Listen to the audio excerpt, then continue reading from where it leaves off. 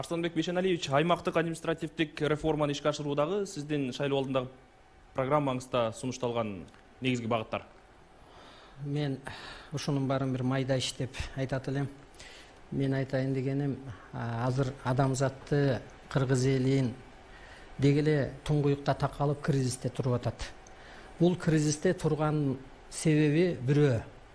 Адам ушу жаралгандан бери көп кылымдарды доорду басып өтүп 21-кылымда адамдын гени, могу акыл эси бир жетилди. Муну эң биринчи эле кризис эмнеден болуп атат дегенде.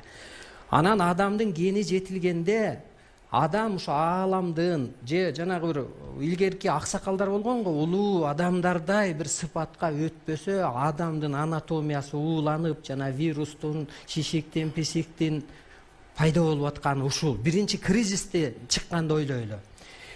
Экинчиден, мунун өтө көп кырлары чечилет.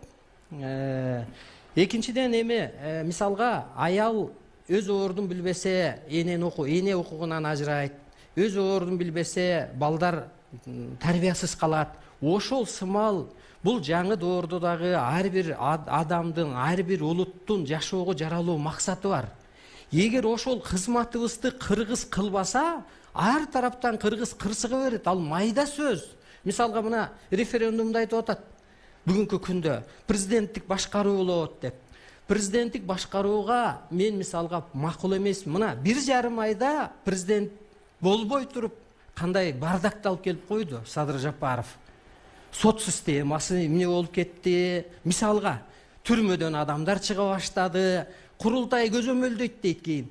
1 жылдан кийин Садыр өз жок болсо, курултай кайдан көзөмөлдөйт? Ошондуктан парламентке сунуш киргизип, алар колдосо, кийин аты калат экен, бул колдогон же бул жок деген депчи. Ошондуктан мындай улуу сыпатка өтөлү.